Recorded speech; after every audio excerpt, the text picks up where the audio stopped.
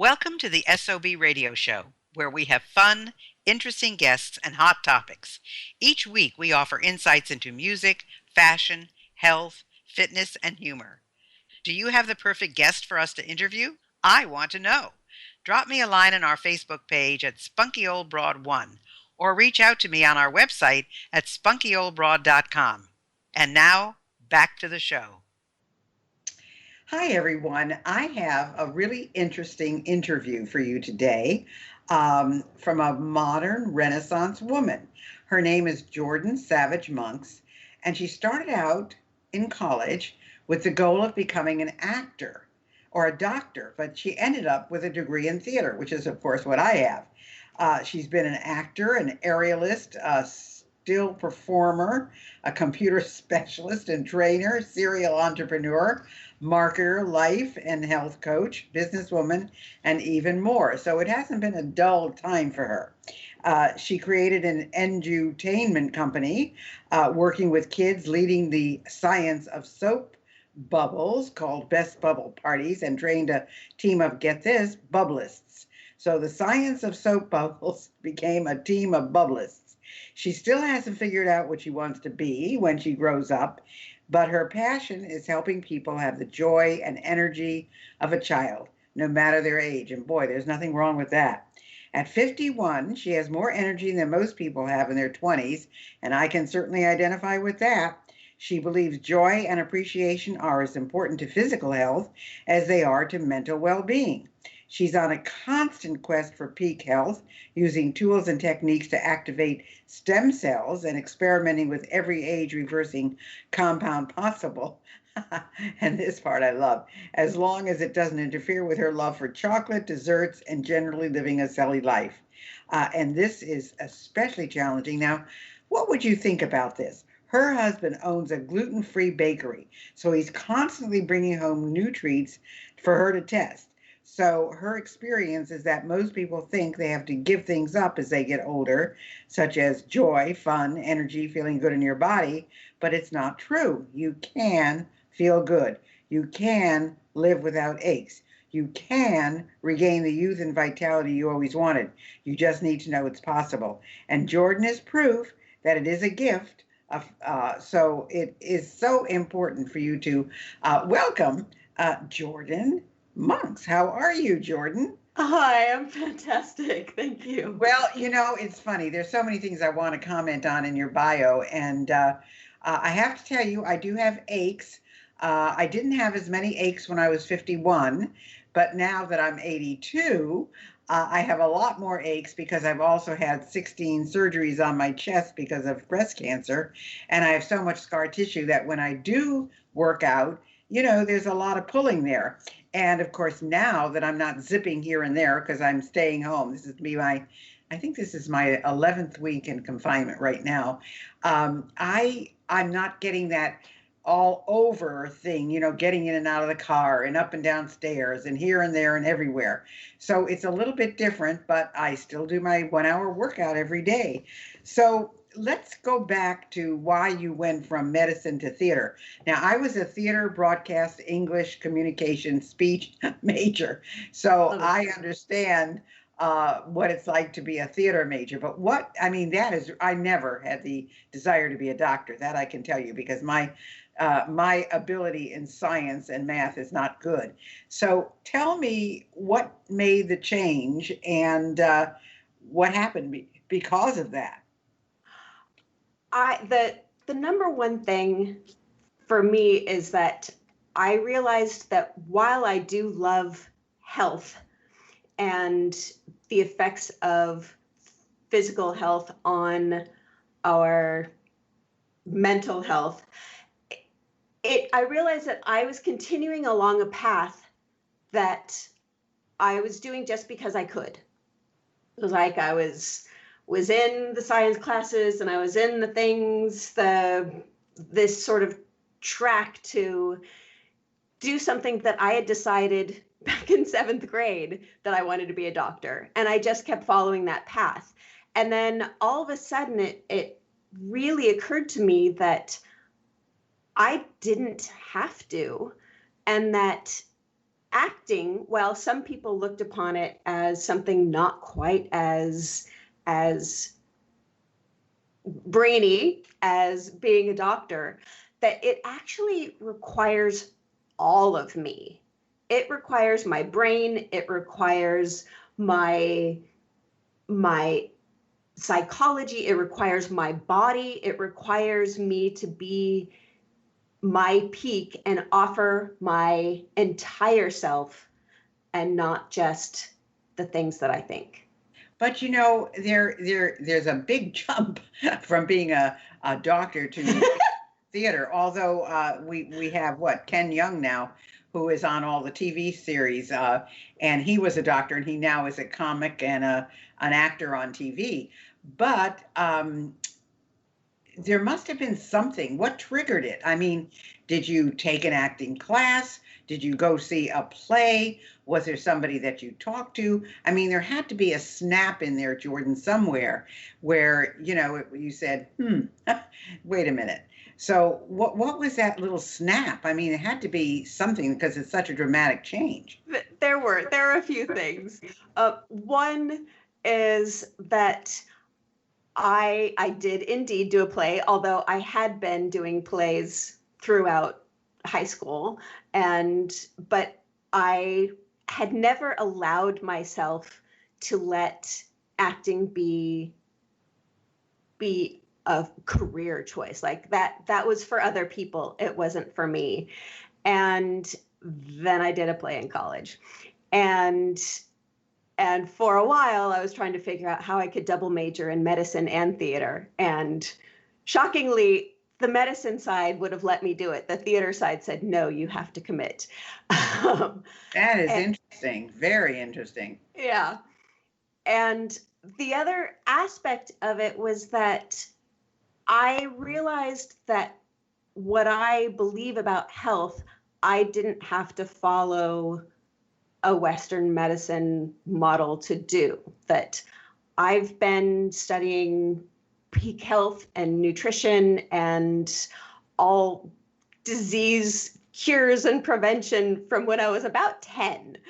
And I read a book on natural cancer therapies when I was 10 years old and was just always looking on how I could be healthier. And I realized I didn't have to be a doctor to really dive into health, and that I could live whatever choices I wanted. And what I really realized I wanted was acting.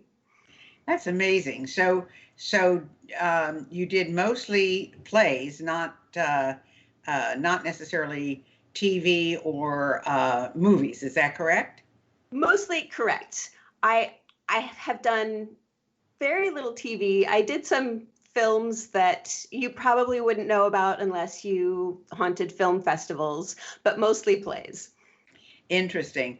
Well, you know, it's as someone who has certainly been, you know, in the theater program, there's a lot of commitment there in terms of rehearsals and timing and so forth. And of course, in medicine, I mean, I don't know how you even would have had. That was so interesting that the one side said yes and the other side said no, because medicine is so demanding and the study is so deep, and any of the internships or anything like that are mind blowing. So very interesting that theater said no and medicine said yes.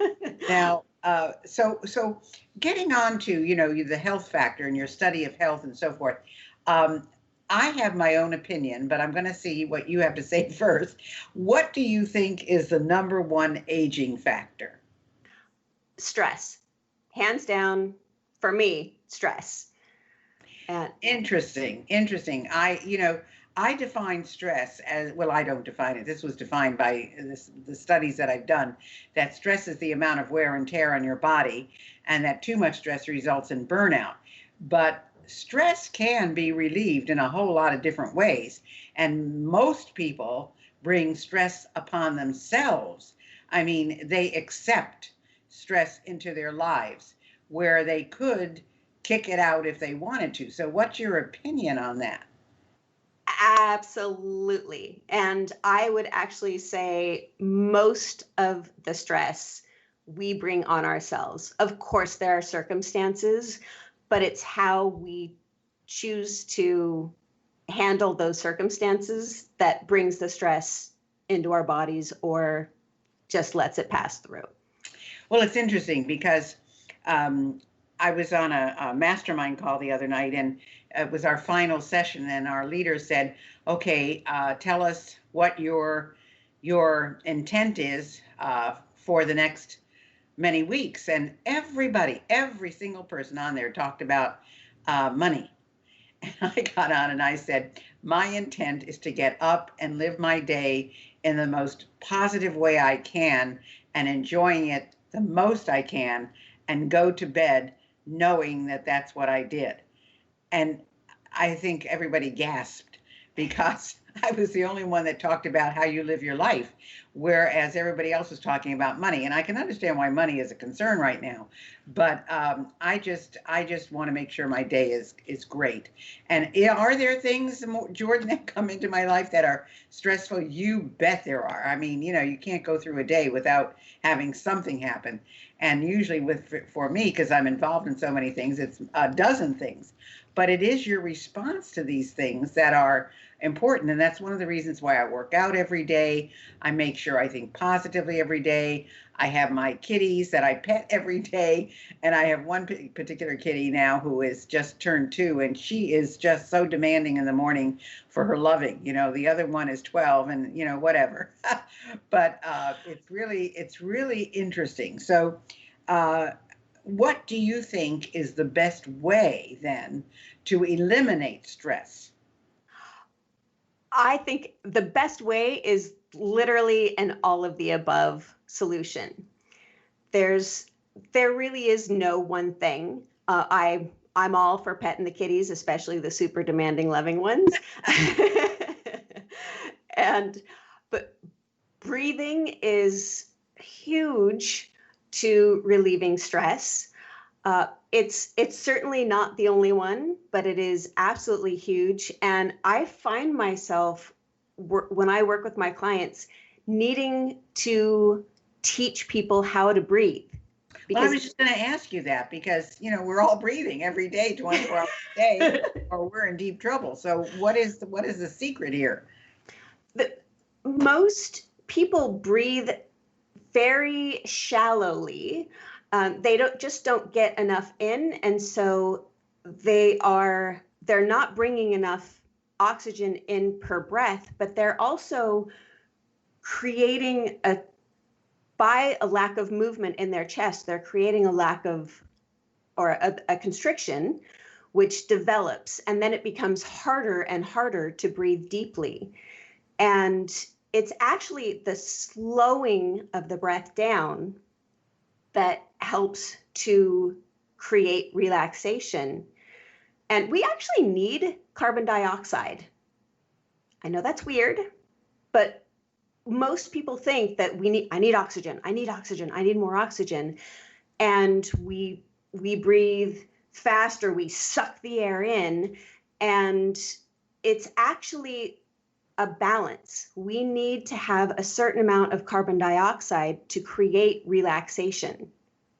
That's actually why people breathe into a bag if they're having a panic attack. They need to get some extra carbon dioxide into their system. That's interesting because I know that, if you're in a tense situation or you're in something that is scary or you're afraid of something, the advice is take deep breaths and it'll calm you down. And I know that I use that sometimes because I used to fly a lot. And so if there was turbulence or something like that, I would start deep breathing because it would calm me down. But I didn't realize that it was so necessary for all of the things that you talk about. So what with all the things that you're doing and all the things I read off, Jordan, what is the number one project you're working on now? I'm I'm doing a dual project right now. The number one, since we've been talking about stress, actually they both relate to stress, but number one is I am ferreting out every last residual resentment that I have been unknowingly or knowingly carrying throughout my life. And Wow. yeah, I I have been taking, just consciously bringing to mind like somebody who I think did me wrong, and choosing, even if I don't know how, just saying, I don't know how to release this resentment, but I release this resentment and I am free to live my life. And thinking about that person. And of course, with the law of attraction, the more I think about that, the more people come up. And so I've just been making it a fun project to choose literally, I've been thinking about people from my childhood, somebody who slept with my boyfriend back when I was in my 20s. Anybody that I think of that makes me think, it gives some uncomfortable feeling in my body. I have just been taking moments and releasing whatever resentment I have and choosing to bless them and wish them well, wish them success on any level. And then the next person pops into my mind. That's so interesting because I I'm not going to say, well, I guess it would be resentment. I was going to say I wouldn't call it resentment, but I guess it was. There were people who did me wrong, and I just said, well, I'm not ever going to deal with them again. But in the last couple of years, I have practiced forgiveness, and I cannot believe how that has lightened my psyche. And Yeah. so I know what you're saying, and it is so important for those of you out there that are still carrying. Because I work with a lot of women, of course, as you know, over 50, and some of them are still harboring resentment to their moms who have been gone for 20, 30 years. Some of them have really got really ex-husband issues, ex-boyfriend issues. Some even have difficulty accepting some of their children. And it's such a waste because they're taking years off of their lives, and they're also perpetuating this horrible feeling towards the other person. And you can't receive great things when your body is giving off all these horrible vibes. So that forgiveness has been one of the best things that I've ever discovered in my later years. Let's put it like that. So you also talk about the difference between intuition and some random idea. Uh, what, first of all, how do you cultivate intuition? I think intuition is your gut, but tell us what you think intuition is.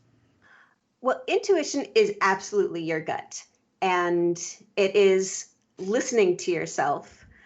And the way to tell the difference between intuition and a random idea is to act on it, act on your gut. And you don't know, and you might have some random ideas, but until you give yourself the space to make a mistake, then you will never know and never develop that sort of relationship with your intuition. And once you do start allowing yourself to be wrong, and just observing the results, Well, that's then important. Allowing yourself to be wrong. That's a really great phrase, Jordan. Allowing yourself to be wrong. So you take the risk, allowing yourself to be wrong so that you might get to a better result. huge. That's actually the Wow. big message of our bubble show for the kids, is allowing them to be wrong. I'm a big believer in allowing failure. Well, if you talk to the most successful people, they'll tell you how many times they failed to get to the one big win that they've had. So certainly, you can't be afraid to fail. You can't be foolish about it. But if you really are doing it in good stead, and you have researched, and you think it's the best thing to do, it's okay if you fail. But when you get these random ideas, Are you saying that if you get this random idea that kind of floats by, um, but you don't get this reaction in your gut, then it's probably not a good idea to do it? Do you have to get this random idea and get this in your gut and then go ahead and do it? What's the difference there? I think that the more that you develop I can call it a relationship with your intuition, that the more that you develop that, those random ideas frequently are the intuition. And it's it's following it even when it seems odd and weird, because frequently we'll get hits that are bigger than we are. And sometimes what we think of is gut is just our intellect, our experience, and that can get in the way of living. I very much believe in the divine, and I believe that we get information from a higher source than our intellect. And sometimes the intuition are those random ideas that seem totally outrageous and confusing. But when we do follow them, that's when we get the real magical results. Wow. Wow. Interesting. Interesting. So you're 51. Did you have any, um, oh my gosh, I'm turning 50 thoughts, or what's the best part about being over 50? I I I didn't have an oh my, I wasn't scared about it. What I did do when I finally reached 50, I stopped lying about my age. Oh, For that's interesting. Wow. A reverse strategy there, Jordan. I was like, I earned this. Uh, for years, I had been lying about my age as an actor. It's part of casting and blah, blah. But once I hit 50, I just said, I don't care anymore. That to me is the very best part of turning 50 is, and it's been itching up slowly over my life, but the older I get, the less I care what other people think. And I'm just so grateful for the life that I get to live that I don't care what they think. It's interesting. I have a Facebook group for women 50 plus. It's a virtual SOB club for spunky old broad. And uh, I always ask the people who want to become members, what's your biggest pain in life and what's your biggest happiness about turning 50? And although there's been a variety of answers, in most of the cases, the biggest regret are the pains that they have, not being able to do some of the things they used to be able to do, or finding it more difficult to do that. The biggest joy has been grandchildren and the fact that they don't care anymore what people think of them. They're just going to do what they want to do. So I thought, you're right in step with that. But it's interesting because I know I had you might not know this, Jordan, but I had a SAG after talent agency for 21 years. So I booked people on TV commercials and movies and things like that. And I can tell you that I understand exactly what you're saying about casting and lying about your age, because I had models that were 13 that looked 18, 19, and were going for those kinds of things.